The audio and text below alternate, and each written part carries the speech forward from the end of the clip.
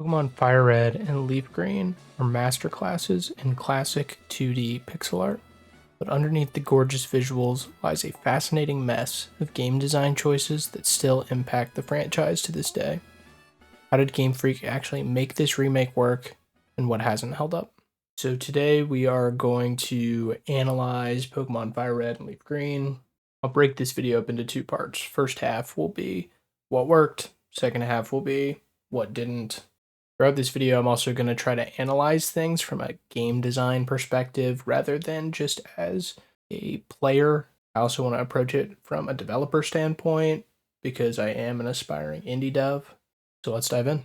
20 years after this game has come out, still the definitive way to play Red and Blue. Sorry, let's go Pikachu and Eevee. Pixel art has aged like fine wine. I would be able to play this game 50 years from now, and the art is certainly not going to be something that detracts from the experience.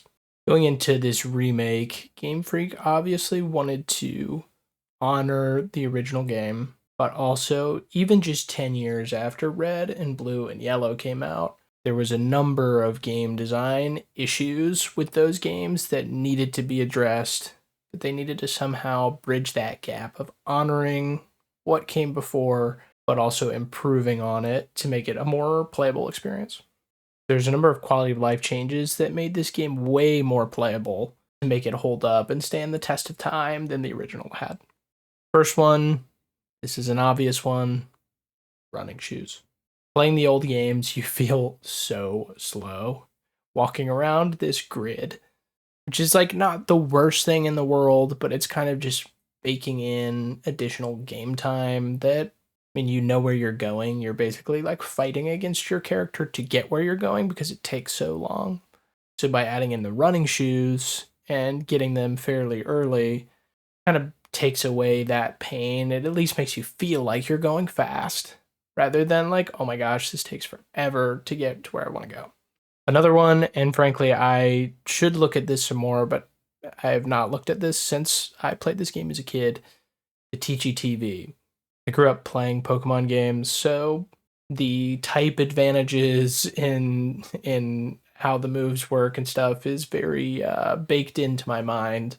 So I know that the Teachy TV kind of serves as a more beginner tutorial than what was in Red, Blue, and Yellow that they would have just assumed you would be able to figure out. I can appreciate this, especially for like new players or like kids, but I'd have to imagine that most people just fly right past the Teachy TV, but I do appreciate that it's there. Another addition into this game that really helps to make it a little bit easier to scale your team is the EXP Share. This is something introduced in Ruby and Sapphire that they brought over to these remakes, and it certainly helps keep your team a bit more balanced. Obviously, we've seen that evolve throughout the years, but now at least that you could give it to one Pokemon so that if you're going through like the grass gym and you don't want to use a water type, you could give the EXP share to your water type so that you keep scaling in levels. One thing that they added that I liked quite a bit is the VS Seeker versus Seeker. I'm actually not exactly sure how most people refer to that. Basically, it gives you the capability of rebattling trainers that are nearby you. All you have to do is use the key item, and they'll like have like an exclamation point or an X. If they have an exclamation point over their head, they want to battle. If they don't want to battle. I recently just finished a replay of FireRed and actually needed to use this to get to a high enough level to beat the Elite Four. It's actually a good bit of nostalgia. I kind of remember doing this as a kid. There's this spot on one island that's right by like the spa, and there's 4 separate battles you can do there. One of them's a double battle. But basically, I would just run out of the spa, hit the VS Seeker, battle all the people, run back into the spa, heal my Pokemon up, and then go back out and keep doing that over and over again until I could get to, I think I did the Elite Four like level 50. Which I will say that was a little bit annoying to me, is that I beat all 8 gyms. I beat the vast majority of the trainer battles that were on the, standard Kanto map. And also, I think all the stuff on Islands 1 through 3, I was still only like in the low 40s. Granted, I did swap out a couple Pokemon, maybe around like Gym 4 or 5. So that maybe I lost some levels there, but I feel like there should be enough baked in to where I should have been at a high enough level to do the Elite Four. But alas, had to do some grinding. Other things that I really like about Gen 1 is the Safari Zone. I feel like that is still the best version of that like catching minigame. If I remember correctly, the Ruby, Sapphire, Emerald Safari Zone was decent too. But I feel like it's just they've never been able to recapture that magic the same way since. Like I think back to Gen 4, Diamond, Pearl, Platinum, and it's like the Great Marsh. I just remember that like, okay, like a marsh, really?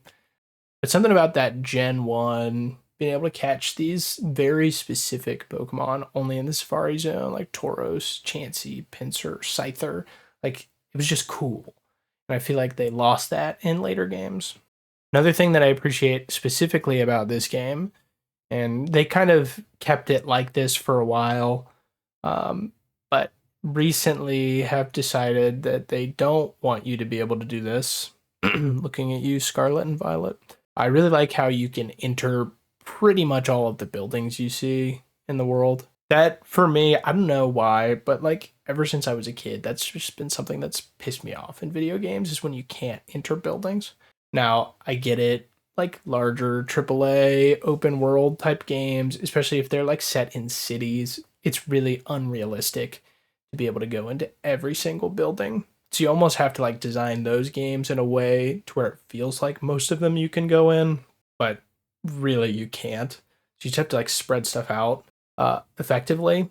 But something about those old Pokemon games, the vast majority of the buildings you can enter, and even though a lot of them don't have purpose or meaning, it still makes the world feel a little bit more lived in, which is a big pro in my mind. The last thing in the pro column before we move on to the cons is the Seven Islands. And I think that this is maybe one that's changed. The opinion has changed on it as time has gone on. But the Seven Islands are just, it's something you don't get in video games, 20 years after FireRed and LeafGreen come out. Now, something like that would be DLC, which is frustrating because when you look at the Seven Islands, they're not perfect. They're a way to kind of fill in some of the gaps that were left from the original map. They're a way to extend the story out a little bit more. And then Islands 4 through 7 kind of serve as like a post game. But really, when you start to break down those 7 islands and look at what they bring to the table, there's actually a lot that they bring. For example, on one island, you have like the volcano. And that's where they moved Moltres to, which kind of makes a lot more sense than Victory Road. On the 4th island, there's I forget what it's called, but it's basically like a ice cave. That wasn't in the main game, so it's like, how would you really realistically get ice types? I guess there was Seafoam Islands, but still, that was really the only place in the entire Kanto map. So to have 2 of them is helpful. There's also a number of just like weird puzzles in the 7 Islands. The 7 Islands almost feel like unfinished. Like maybe they ran out of time and wanted to do some more with it and they rushed it out. I don't know if that's how it actually happened, but all of the puzzles just feel like really experimental and weird, but like I kind of like it still.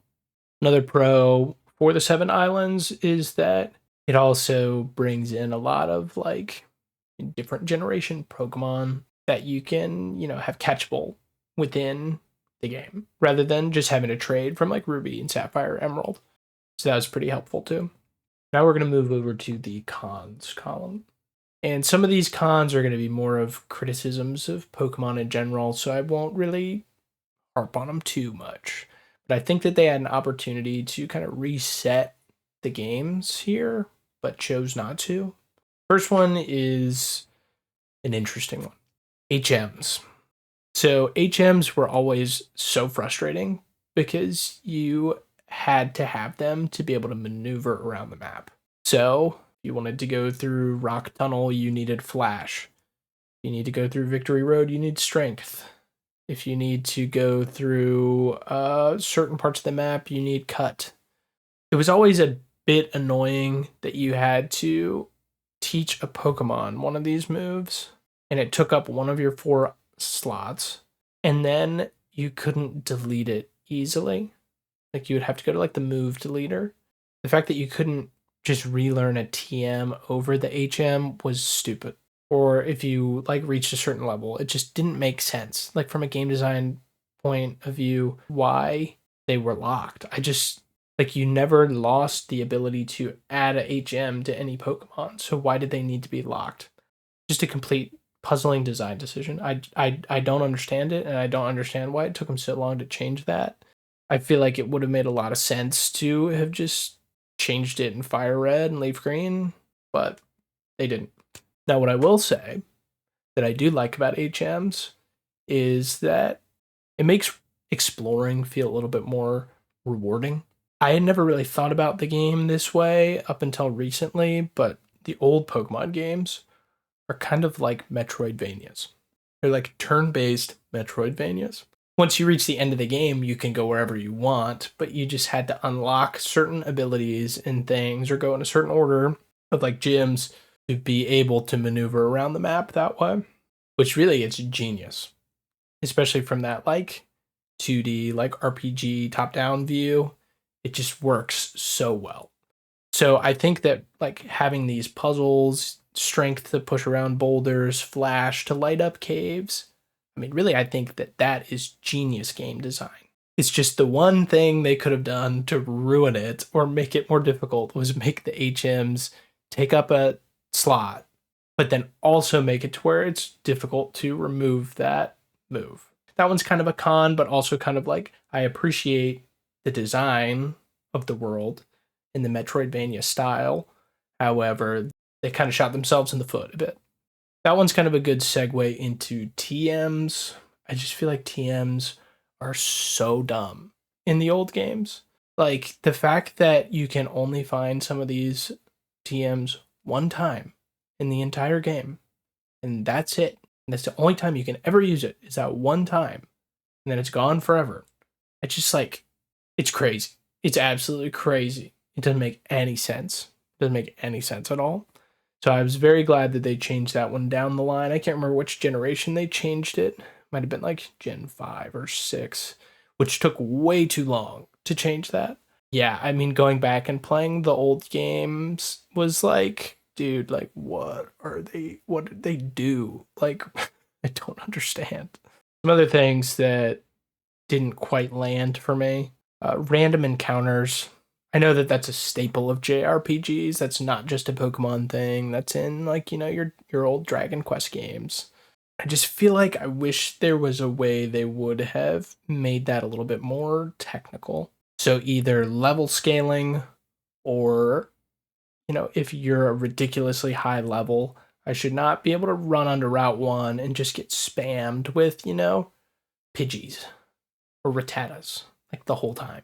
I know there's repels, but it just feels like if I'm like, you know, level 100, why is a level 3 Pidgey trying to fight me? It just doesn't really make sense. I don't know if they should have necessarily changed that in FireRed and LeafGreen, just because maybe that would have been too big of a departure from the original games, but it's still one of those just game design like issues with Pokemon, I think, is that it's just too easy. And that kind of segues into one of those game design issues with Pokemon, is that it's kind of too easy, but also like the random encounters, like with them not scaling, but also getting spammed with them, it's just kind of like annoying. That'll segue me into the next topic, which is type advantages. So obviously, if you want to get really technical and look at it from like a competitive standpoint, I know that Pokemon battles can be pretty deep. But if you're just trying to beat the main story, I think that type advantages are probably a bit too overpowered. And this probably would have been a good point in the series to have either added difficulty levels, which they still don't have, or made, you know, your Pokemon's level more impactful. pretty much to beat a Pokemon game, all you have to do is learn type advantages, and then you just spam high power attacks. So if you're battling a water type, okay, let me bring out a grass or electric type and spam, Thunderbolt or, Solar Beam. One shots them probably. Even if you're 10 levels under them, a lot of times, one shots them. Doesn't matter. Part of where my mind goes thinking about this as a developer is that it's type advantages aren't inherently bad. Levels don't necessarily need to be the most important thing in the world, but I think when the levels seem to not matter that much and the type advantages are so strong, it just makes it too easy. And also, you're just selecting a move from a list of moves. There's no skill to it. So recently, I actually tried to make a prototype of a battle system that's similar to like FireRed and LeafGreen, but also add some interactive components. What I landed on in the prototype kind of ended up almost similar to like a Paper Mario version of combat. So you still pick a move, but then either you have to like time a bar, or you have to like mash a button a certain amount of times to like successfully have the move be as powerful as it could be. But it's like if you barely miss the bar or don't hit it enough times, like the move doesn't land as effective as it could have. Now I will say, in concept, in my mind, that sounded like a great idea, but then it really just wasn't landing in the prototype. So I mean, when I went back and tried it another day, it wasn't as bad as I thought, but it just wasn't. It just didn't feel right. So it is easy to sit here and criticize the system, but the system is wildly successful still. I mean, they've sold millions of copies of games, so obviously there's some charm to it, there's some nostalgia to it, but it does feel like there's still something missing with the combat. When you look at a game like Octopath Traveler, I played the second Octopath Traveler a couple years ago, and the combat system in that was just fantastic. It was just so good, and it was really cool how like your moves are powerful, but they can power up if you don't like use the like extra ability points or skill points that you get throughout the battle. I forget what the exact term is, but if you let it go like 4 turns, then you can unleash like a really powerful attack. Obviously, it's kind of comparing, it's not necessarily apples to apples, Octopath 2 and FireRed, but look at a game like Octopath 2 and it's like there's so many more things at play, choosing, what items you want somebody to use. It just lands better. I don't know. There's also some modern game elements that you wish were in a game like FireRed and LeafGreen, and maybe they'll remake them someday and have stuff like this. But quest log would be nice. I feel like it's pretty easy to get lost. I remember specifically getting lost in the arcs on Islands 1 through 3. Like I missed a like text bubble. Like I hit A and skipped it and didn't know what it was saying to do. And then I was like, oh shoot, what am I supposed to do right now? So I talked to the person again, doesn't give me anything. It's like, okay, well, I'm kind of screwed now. I got to look up where I was supposed to go. And I think what ended up happening was that it wasn't like that bad. Like I probably could have figured it out, but it's like, if I'm a kid years ago, I would have had no idea. I would have needed a strategy guide probably. All right, last point. The Team Rocket arc feels so underwhelming. And it's just such a shame because Team Rocket is one of those things that you think about when you think about Pokemon. And a lot of that's because of the anime. I get that. But like, what are they even doing? I don't even understand what they're doing in the game. It looks like they're just trying to get like money. I had to Google it. I was like, what is Team Rocket? What is their goal? Because when you look at the later games, it's always like, oh, I'm trying to take over the world, or I hate Pokemon, or, something stupid. It just seems like, what, they're evil? That's it? Like, I don't know. That doesn't seem that great of a story arc. Also, something that irritated me a bit is like, okay, so you fight them in Mount Moon, right? They're trying to get the fossils. Then you see them at the end of Cerulean City. Like they robbed that one house for whatever reason. I forget why. And then you see them like 3 more times in the Game Corner, Silphco, and in Lavender Town. But it's like I was done with the whole Team Rocket arc by like the 4th or 5th gym. So like from a pacing standpoint, it should have probably been one, the story should have been better. Two, it should have been segmented out better so that like I couldn't have completed that story arc until the 7th gym. Like I shouldn't, like I think I was able to have beaten it by the 4th gym, which is kind of a weird decision. Now I will say it is cool that they left that flexibility in how much the map opens up once you get out of Rock Tunnel. That is cool. I do like that. But it still feels like it maybe should have been a bit more structured. So in conclusion, I would still recommend this game, especially if you like Pokemon. Holds up great. I did play it on the Switch too. I know you can play it on emulator, but I don't know, something about playing on official hardware just feels right. Even if some would view it as a waste of money, perhaps. I appreciate you watching. If there's anything you think I missed in this, let me know. I'd be curious. Because really, while I, want to make this video because I think it's interesting, I'm also still just trying to learn more and more game design concepts so that I can incorporate them into my own games that I plan on making in the future. All right. Thanks for watching. Peace.